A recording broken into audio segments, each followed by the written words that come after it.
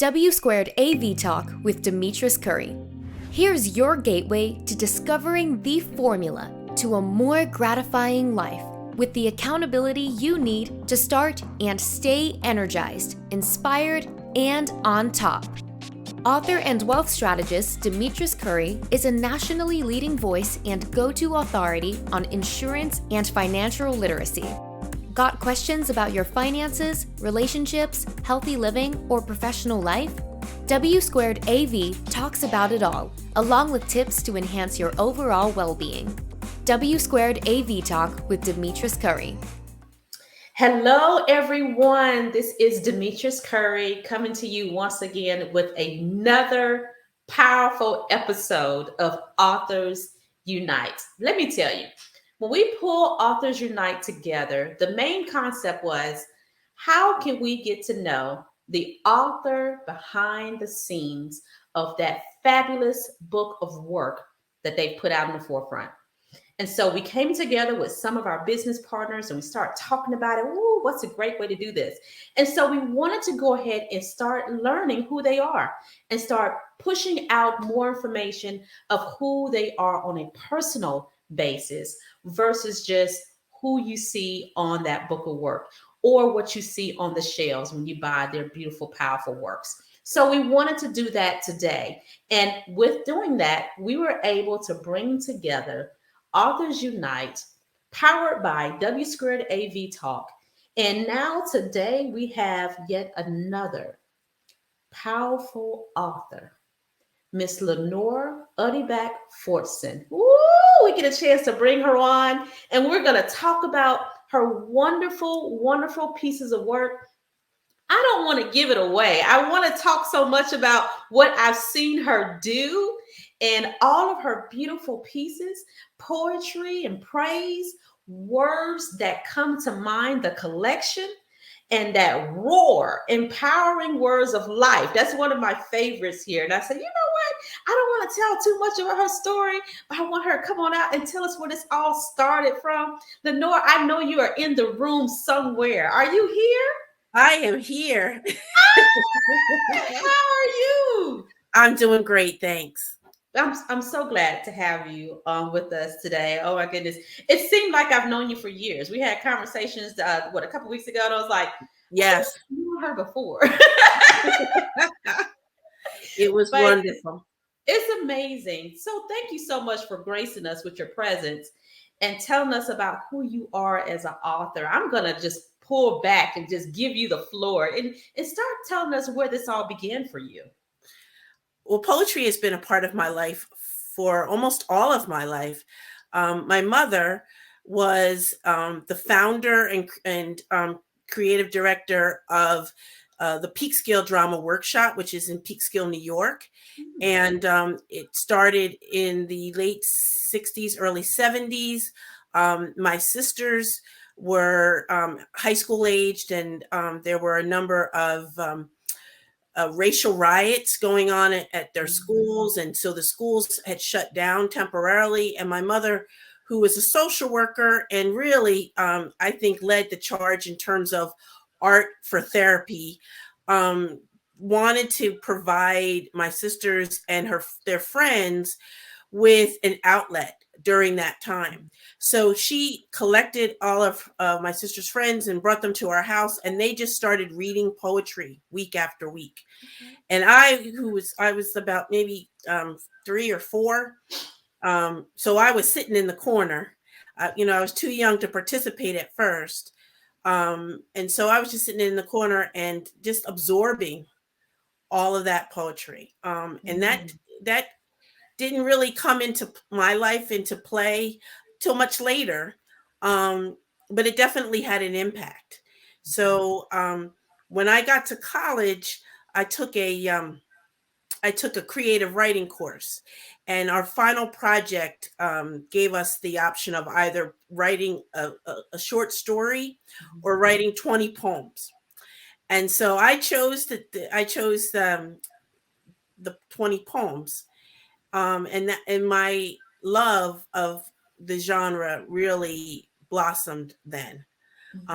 However, it really wasn't until 1996, the year that we lost my mother, that I began to write for healing. And that's when the vision of my first book came to fruition. Mm-hmm. Mm-hmm. And when you're talking about, you were going through something at that time, and you're trying to heal. Isn't that when all the juices get to flowing, right? Well, because it's the energy that just needs to get out. You just need to get, whatever you're feeling, you just need to get it out. And so I needed to get it out and then onto the page. And that's where I would say my true poetic practice began. That makes a lot of sense. A lot of times it's sort of like mental health for us to get it out, and it helps with physical health too. But actually, to get it out mentally, it can be a stress reliever. At least it's been for me a stress reliever for many years of just getting it out on paper, right? Most definitely. Yeah, because if it stays up in here too long, whoo, it implodes. You implode inside. It does. And you're like, okay, why do I feel so bad or feel physically bad when it's a mental struggle, right? Mm-hmm. Yeah. So that's where it all began for you, is trying to get back your mental and physical health. Yes, that's a good way of putting it. Yes, I truly was in a lot of pain with the loss of my mother. She was my everything. She's the reason that I am the woman that I am today. And so, yeah, losing her in my late 20s, such an early age. Right. And I had just lost my father 2 years prior. So I was struggling. I was really struggling. And that's where a lot of my initial pieces arrived. Yeah. And I think I shared that with you, that when my dad passed of cancer, it was one of the things that I had to do was start just jotting down just notes of emotion, of where I am that day, of, okay, angry, but understanding. And it's not even a full sentence. It's flustered, but pushing through. You see what I'm saying? I actually have a poem that is like that. It's it's actually a different poem that I told you before, but there's a whole section of my book, Words That Come to Mind, the collection here. I'm trying to find the camera. I saw that. And so there's a poem that I wrote called On the Verge. And it is you're sort of in two places at one time. You're trying to get by, but you're struggling to even get up. And oh my goodness, that is so true. So that is so true.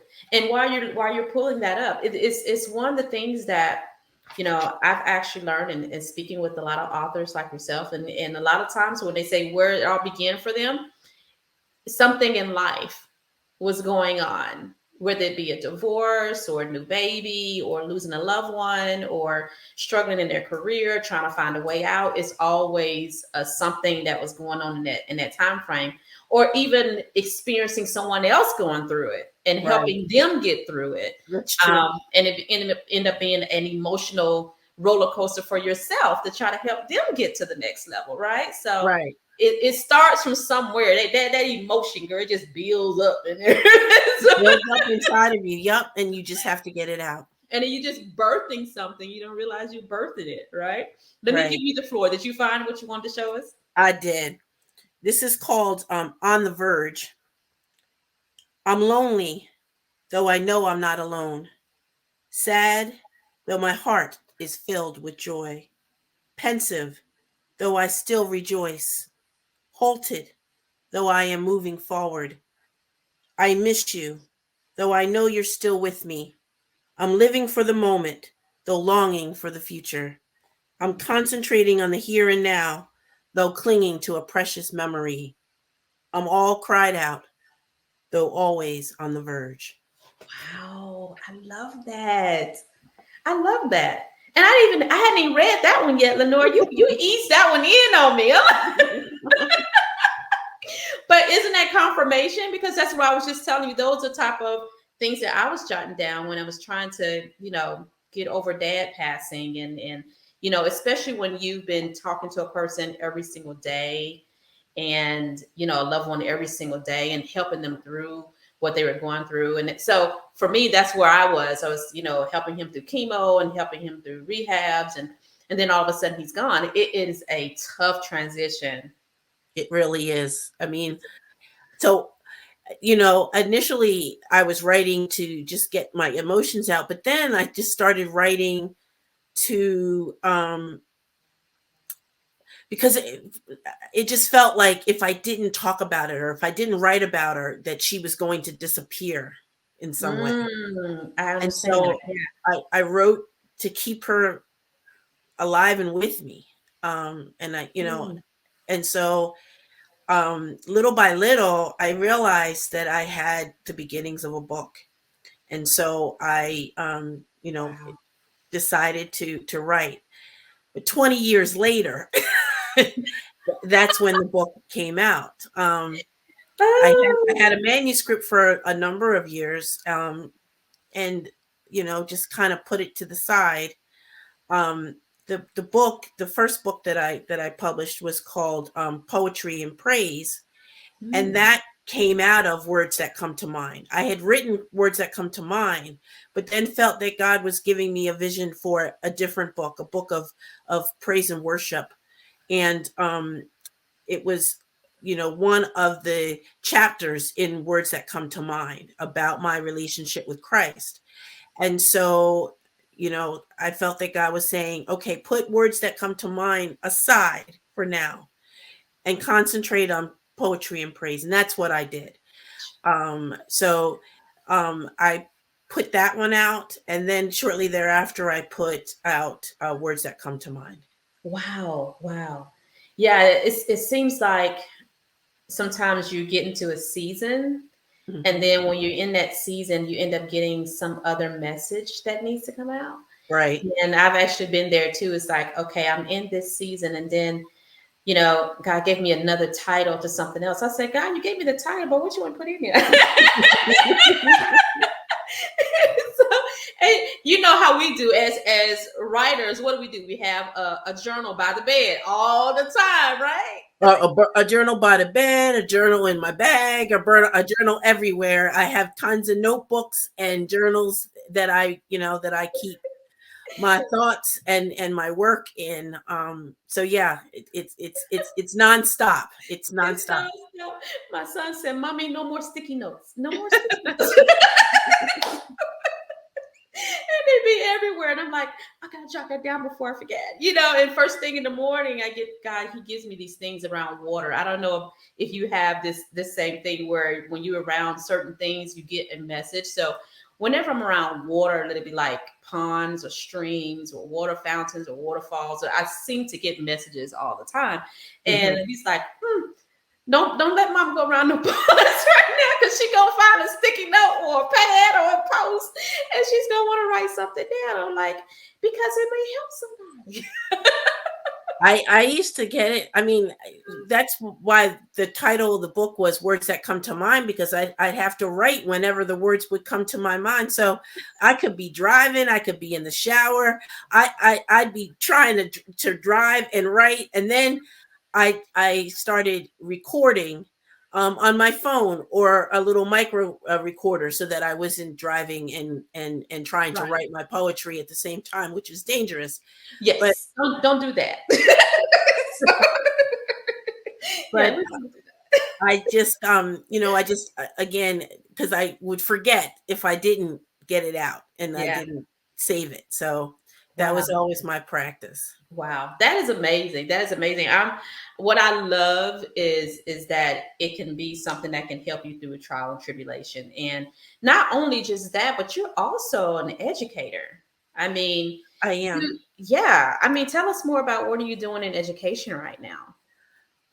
Well, first of all, I am in the process of applying for to receive my doctoral degree in teaching and learning.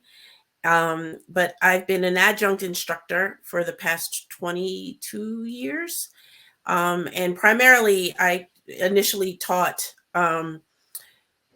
communications or public relations related courses. However, I am now teaching at Gwinnett Mercy University, which is a Catholic university, which has a bent on social justice.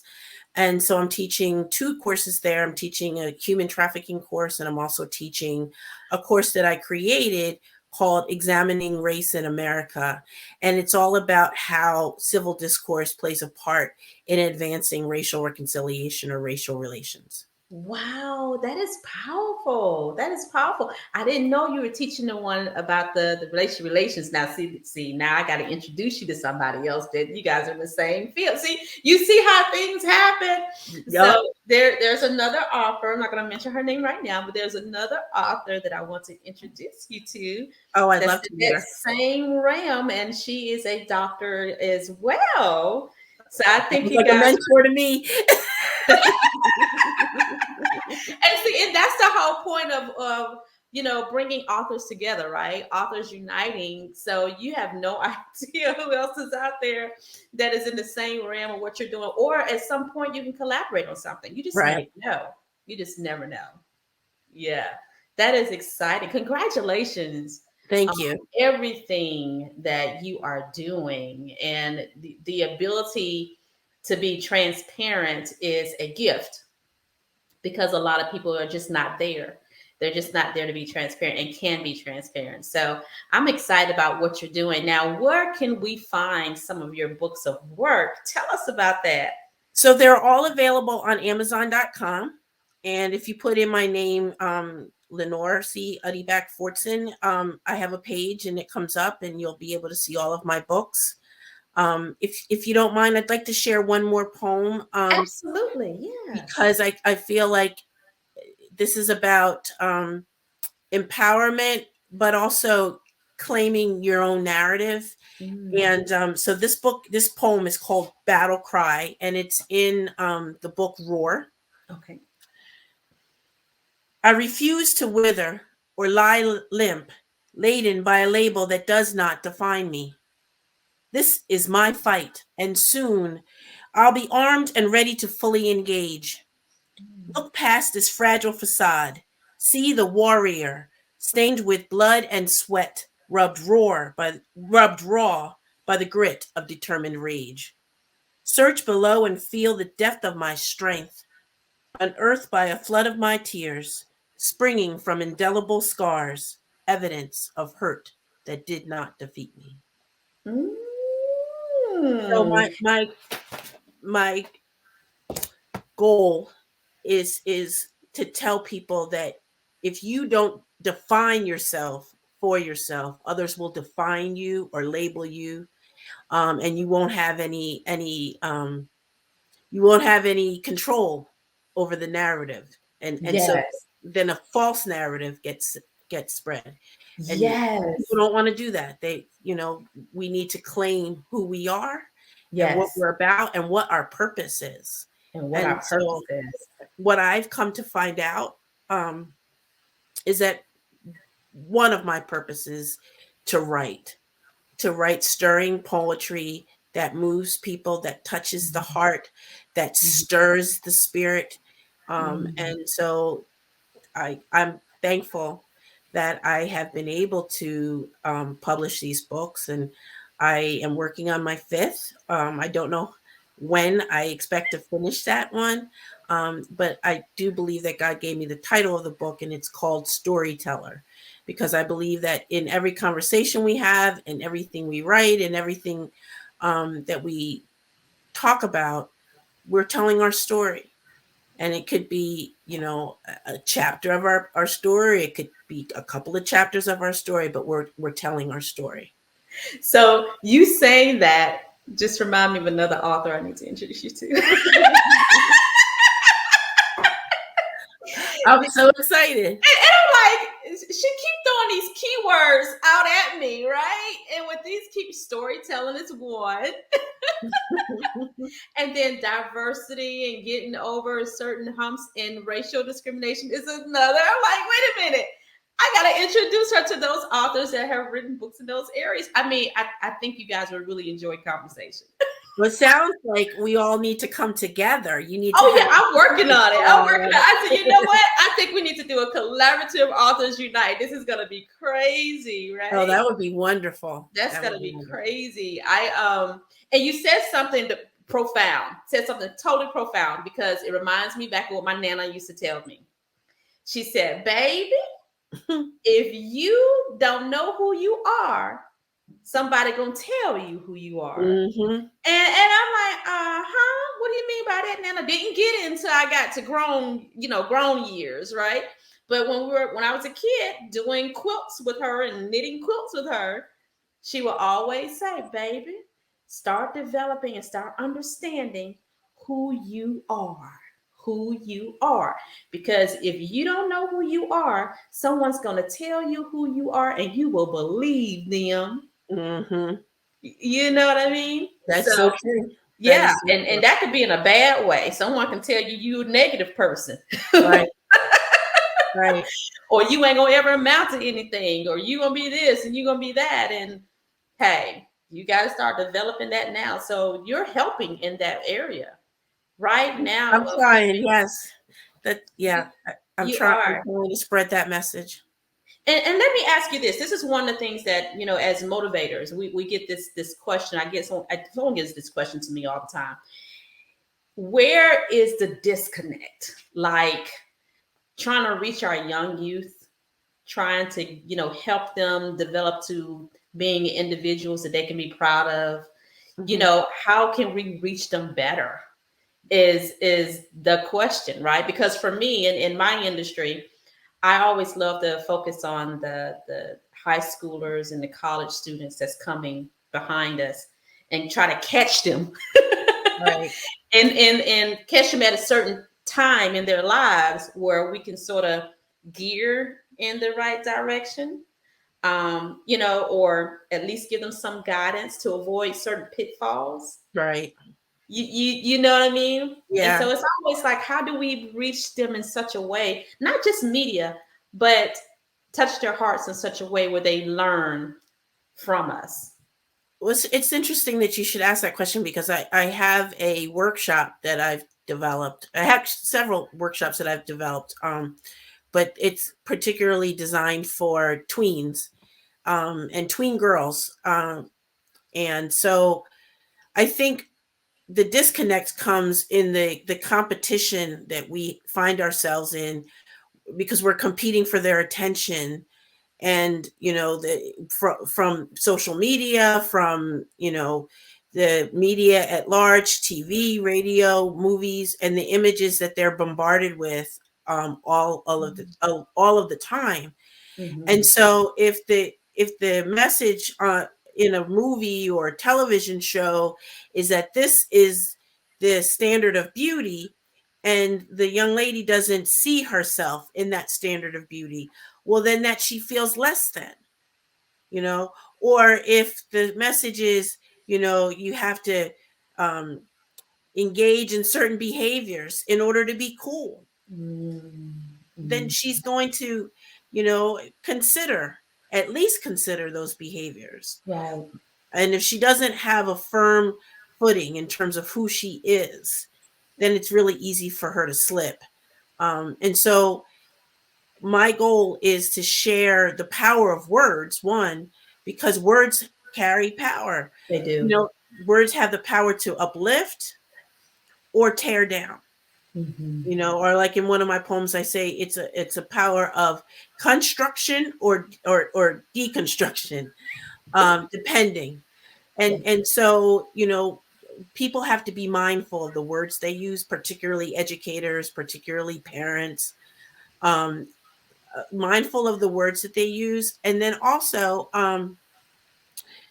it's a matter of taking the young lady back, or taking the young person back to the root. What is at their root?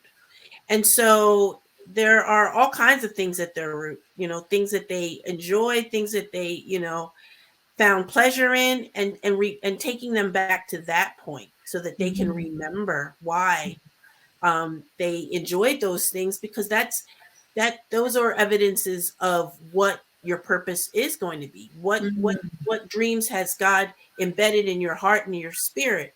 Well, they usually start with our interest. And so taking people back to their interests is I think a way to connect what's missing. Right. Wow, that's powerful. Yeah, we gonna have to do some more segments. we talked about this not too long ago. I was like, girl, I don't know how we can make it stick to a time frame, because we could talk for a while on what we talk about. So exceptional. It's exceptional. I'm so proud of you. Thank you so much. I'm so excited for you, and congratulations on all that you embody and everything that you've been, working with other people on and helping them with and talking them through is a main thing. I mean, that's purpose driven right there, to talk others through those hardships. And we're not even going to get on the other subject of people being taken and put into sexual slaveries and kidnapped. Oh, yeah. That's a whole nother topic. We can talk about that on another show.